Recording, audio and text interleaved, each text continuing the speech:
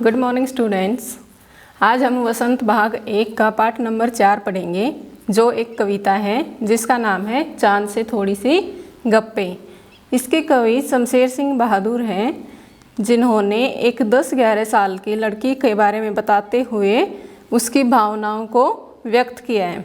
ठीक है, शमशेर सिंह बहादुर जी के बारे में जान लेते हैं पहले थोड़ा सा। शमशेर सिंह बहादुर का जन्म 13 जनवरी 1911 को देहरादून में उनकी नानी के घर हुआ था।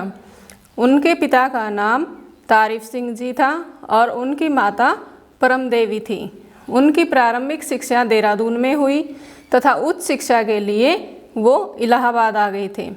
उन्होंने दिल्ली विश्वविद्यालय में अध्यक्ष के पद पर कार्य करते हुए अपनी कहानी संग्रह, कविता संग्रह लिखना शुरू किया था। उनकी कुछ कविताएं हैं, बात बोलेगी, काल तुझसे होड़ है मेरी, निबंध संग्रह दो आब खूब प्रसिद्ध हुआ था।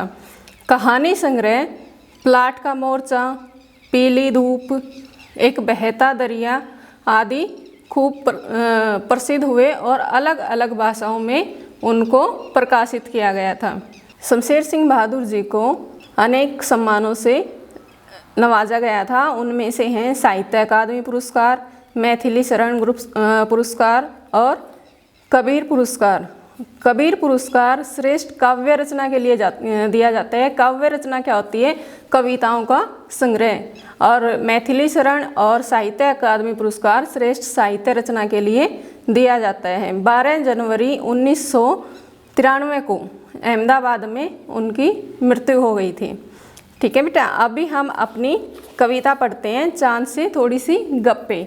इसमें कवि ने एक 10-11 साल की लड़की की कल्पना को नवाजा है कि वो किस तरह से चांद के बारे में सोचती है कि चांद कैसा होगा।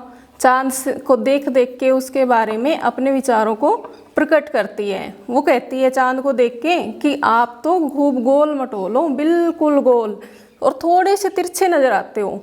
कभी पूरे बड़े हो जाते हो, पूरे गोल हो जाते हो, और कभी घटते ही चले जाते हो। ठीक है, वो इसके साथ साथ कविता में बता रही है कि आपको तो कोई बीमारी हो गई है, कभी बढ़ने की बीमारी और कभी घटने की बीमारी। चलिए हम कविता पढ़ते हैं। गोल है खूब मगर कि आप तो खूब गोल हो, आप तिरछे नज़र आते हो जरा कि आप थोड़े से तिरछे नज़र आते हो। क्यों नज़र आते हो तिरछे पूरे गोल होते हुए भी? आप पहने हुए हैं कुल आकाश। कुल आकाश है पूरा आकाश, कि आपने पूरा आकाश अपनी ड्रेस के रूप में पहन रखा है। तारों जड़ा, कैसी है उसकी ड्रेस? तारों से जड़ी हुई। जैसे हम भी अपनी ड्रेस लेने जाते हैं तो हम कैसी ड्रेस लेके आते हैं कि उसमें बीड्स लगे हों, उसमें सितारे लगे हों, नग लगे हों, वो देख के हमें अट्रैक्ट करती है, हमें अच्छी लगती है, तो हम ऐसी ड्रेस पहनना पसंद करते हैं। इसी तरह से लड़की क्या कह रही है कि आपने भी अपनी ड्रेस कैसी पहन रखी है कि उसमें खूब सारे तारे लगे हैं। ठीक है, सिर्फ मुंह खोले हैं अपना, कि आपने तो सिर्फ अपना चेहरा ही दिखा रखा है हमें, बाकी अपने पूरे शरीर को अपनी ड्रेस से ढक रखा है। वो हमें आपका शरीर दिखाई नहीं देता। जैसे हम सर्दियों में मूंग की कैप पहन लेते हैं तो ना हमारे बाल दिखाई देते हैं, ना हमारी गर्दन दिखाई देती है, सिर्फ हमारा फेस दिखाई देता है। और कैसा है उसका मुंह? गोरा चिट्टा। गोरा क्या होता है? बिल्कुल वाइट। ठीक है, गोल मटोल कैसा है? बिल्कुल गोल। आगे देखते हैं। अपनी पोशाक को फैलाए हुए चारों से मत, कि आपने अपनी पोशाक को कैसे फैला रखा है? चारों ओर, कि उसकी पोशाक इतनी बड़ी है। जैसे लड़कियां गाउन पहनना पसंद करती हैं ना, कि वो बहुत दूर तक फैला रहता है, उसी तरह से चांद ने अपनी ड्रेस को क्या कर रखा है? चारों दिशाओं में फैला रखा है, सिर्फ उसका मुंह दिखाई देता है। आप कुछ तिरछे नज़र आते हैं, जाने कैसे, कि पता नहीं आप थोड़े से तिरछे क्यों नज़र आते हो। आपने इतनी सुंदर ड्रेस भी पहन रखी है, इतना गोल मटोल आपका चेहरा है, फिर भी आप थोड़े से तिरछे नज़र आते हो। खूब है गोकी। गोकी का मतलब है यानी। क्या अर्थ होता है गोकी का?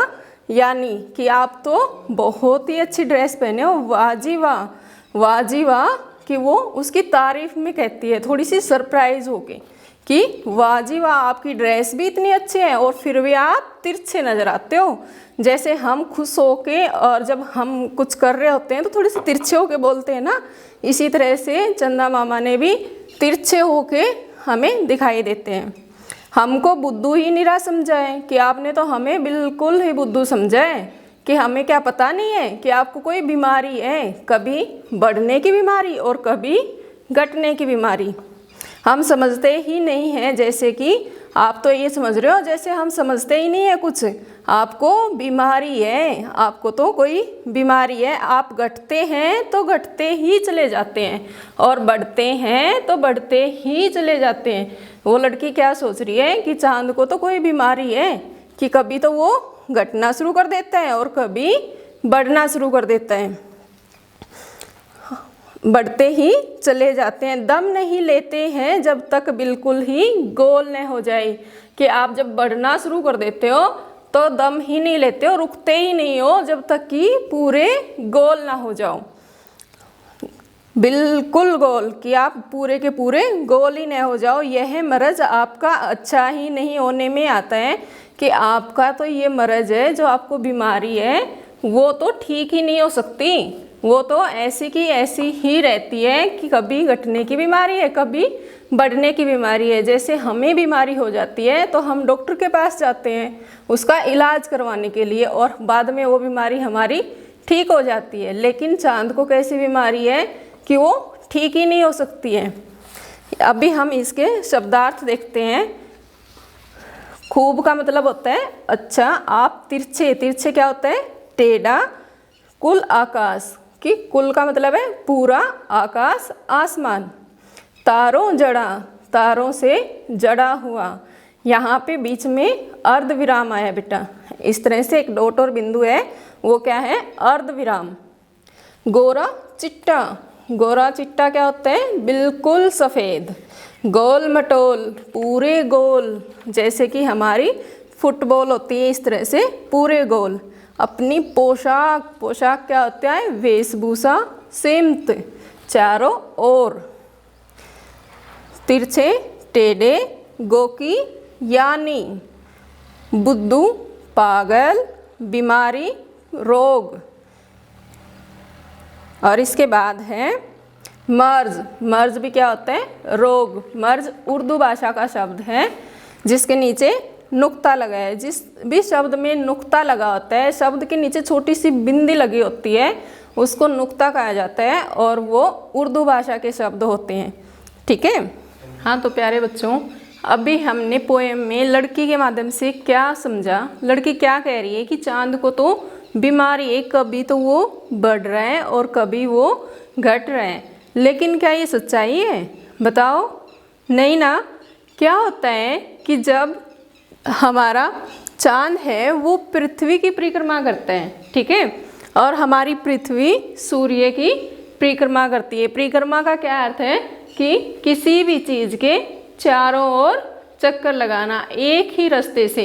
ये नहीं कि टेढ़े मेढ़े रास्ते से, एक ही रास्ते से, एक सर्कल के जैसे किसी चीज़ के चारों तरफ घूमना क्या होता है? परिक्रमा। हमारा चांद है वो पृथ्वी के चारों ओर परिक्रमा करता है और वो अपना ये परिक्रमण कितने दिन में पूरा करता है? 28 दिन में, 28 डेज में। ठीक है। तो चांद हमें बड़ा छोटा क्यों दिखाई देता है? क्योंकि जब चांद हमारी पृथ्वी की परिक्रमा कर रहा होता है, वो अपने रास्ते से जा रहा होता है, तो सूर्य और चांद के बीच में पृथ्वी होती है। ठीक है। उसकी पृथ्वी की छाया, जब हम लाइट के सामने खड़े होते हैं तो हमारी छाया कहाँ जाती है? पीछे। इसी तरह से आपको पता है जो सूर्य है वो लाइट है, लाइट का सोर्स है, और वहाँ से जब लाइट पृथ्वी पे जाती है तो पृथ्वी की छाया कहाँ जाएगी? चांद के ऊपर। जब चांद और सूर्य के बीच में पृथ्वी होगी तो मतलब चांद के ऊपर उसकी छाया जाएगी, वो पूरा कवर हो जाएगा। ठीक है। वो बिल्कुल भी नहीं दिखाई देगा। तो यहाँ पे कौन सी सिचुएशन आ जाती है? अमावस्या की। आप सभी को पता है अमावस्या के दिन चांद बिल्कुल भी दिखाई नहीं देता है। जब ये आगे आता है थोड़ा सा तो थोड़ी सी तिरछी छाया जाती है, तो वो कम हिस्सा उसका छाया से ढका होता है, बाकी हमें दिखाई देता है। तो ऐसे धीरे धीरे धीरे धीरे वो बढ़ता जाता है और एक दिन चांद यहाँ पे आ जाता है परिक्रमा करते करते। जब यहाँ पे चांद पहुँचता है तो हमें चांद पूरा दिखाई देता है, ठीक है, बिल्कुल गोल मटोल। जैसे वो लड़की सोच रही है ना कि हाँ उसको तो खाने की बीमारी है, खा खा के मोटा हो जाता है, पूरा गोल हो जाता है, लेकिन सच्चाई क्या है कि वो यहाँ पे आ जाता है सूर्य और पृथ्वी के बीच में, इसलिए हमें पूरा दिखाई देता है। किस दिन पूरा दिखाई देता है? पूर्णिमा के दिन, ठीक है, उस दिन पूर्णिमा होती है और पूर्णिमा को हमें चांद दिखाई देता है, ठीक है। एक और बात बेटा, जब यहाँ पे हमें चांद पूरा दिखाई देता है तो हम इसको क्या कहते हैं? कृष्ण पक्ष, ठीक है। हम अपने जो हमारा कैलेंडर है हिंदू कैलेंडर, उसमें इसको क्या कहा जाता है? कृष्ण पक्ष। और जब हमें चांद घटता हुआ दिखाई देता है उसको क्या कहा जाता है? शुक्ल पक्ष, ठीक है। ठीक है प्यारे बच्चों, अभी हमारी कविता में जो कठिन शब्द आए हैं उनका हम उच्चारण सीखते हैं, किस तरह से उनको उच्चारित किया जाता है। तिरछे, गप्पे, गप्पे। अभी ये एक शब्द है गप्पे, इसको अगर हम इसका वर्ण विच्छेद करेंगे, जब हमने वर्ण का चैप्टर किया था व्याकरण में तो हमने वर्ण विच्छेद भी सीखा था वहाँ पे। किस तरह से इसका वर्ण विच्छेद करेंगे? ग, अ, प, प,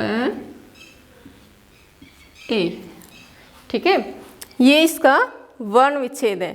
ये इसके नीचे हलंत क्यों नहीं आया? क्योंकि ये स्वर है और स्वर को पूरा वर्ण माना जाता है। इनके नीचे हमने ये जो निशान लगाया है इसको हलंत कहा जाता है और ये व्यंजन है। और व्यंजन आपको पता है क्या होता है? आधा वर्ण होता है। जब यहाँ पे दो व्यंजन एक साथ आ गई, कहीं पे दो चीज़ आती हैं तो उसको हम इंग्लिश में क्या कहते हैं? डबल। और हिंदी में उसको क्या कहा जाता है? द्वित्व। तो ये यहाँ पे क्या हुआ? द्वित्व व्यंजन, ठीक है। यहाँ पे गप्पे शब्द किसका उदाहरण है? द्वित्व व्यंजन का। इस तरह से हम कोई और उदाहरण भी देखते हैं। कच्चा, आप भी बताओ अपनी तरफ से कोई। पक्का, टीला। इस तरह से जब जहाँ पर दो सेम व्यंजन आते हैं, ठीक है, दो एक जैसे व्यंजन आए हैं यहाँ पे, तो वो क्या है? द्वित्व व्यंजन। इस तरह से तो वैसे तो हम कई जगह पे कई शब्दों में लिखते हैं जहाँ पे एक आधा वर्ण आता है दूसरा पूरा आता है, तो वहाँ द्वित्व व्यंजन नहीं होता है। लेकिन यहाँ पे क्या है? द्वित्व व्यंजन, क्योंकि दो सेम वर्ण एक जगह पे एक साथ आ रहे हैं, ठीक है।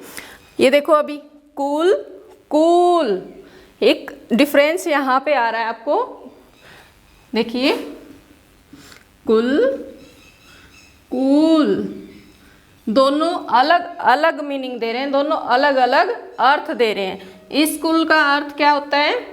पूरा, हम किसी के बारे में बात कर रहे हैं पूरा। और कूल क्या होता है? किनारा, ठीक है। आकाश, आकाश क्या होता है? आसमान।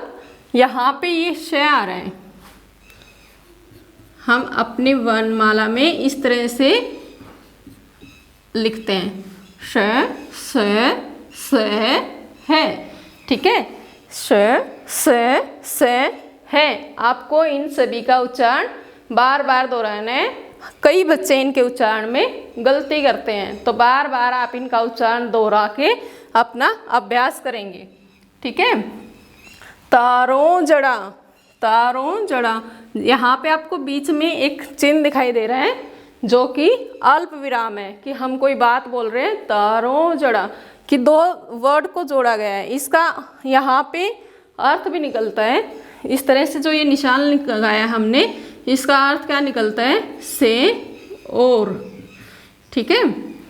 तारों से जड़ा, गोरा चिट्टा, ठीक है। यहाँ पर भी हमने जो पहले बताया था ये द्वित्व व्यंजन का ही उदाहरण है, ये चिट्टा। आप इसको इस तरह से भी लिख सकते हो और जैसे मैंने पहले लिखा था उस तरह से भी लिख सकते हो, ठीक है। पोशाक। मर्ज, मर्ज शब्द क्या है? उर्दू भाषा का शब्द है। इसके नीचे जो एक डॉट आपको दिखाई दे रही है छोटी सी, ये इसको क्या कहा जाता है? नुक्ता। इस डॉट को क्या कहा जाता है? नुक्ता। अभी इसके कुछ और उदाहरण देखिए आप। नजर, फर्क। जिनके नीचे इस तरह के ये डॉट आपको दिखाई देते, एक छोटा सा बिंदु दिखाई देता है, वो क्या होते हैं? उर्दू भाषा के शब्द होते हैं, जिनको हमने अपनी हिंदी भाषा में अपनी सहूलियत के अनुसार अपना लिया है। बुद्धू, बुद्धू क्या होता है? पागल। मैंने इसको लिखा है ऐसे, पहले द लिखा और उसके नीचे द लिख के और ऊ की मात्रा, ठीक है। कई बच्चे क्या गलती करते हैं, उनको ये नहीं पता होता कि यहाँ पे द पूरा है या ध पूरा है। बेटा हम इसका जब वर्ण विच्छेद करते हैं, या फिर आप इसको इस तरह से भी लिख सकते हो, ठीक है। यहाँ पे द आधा है। एक आसान सा तरीका आपको बताती हूँ। कोई भी चीज़ आप पानी में डालते हो, अगर वो हल्की होती है तो कहाँ जाती है? ऊपर, और भारी होती है वो कहाँ जाती है? नीचे।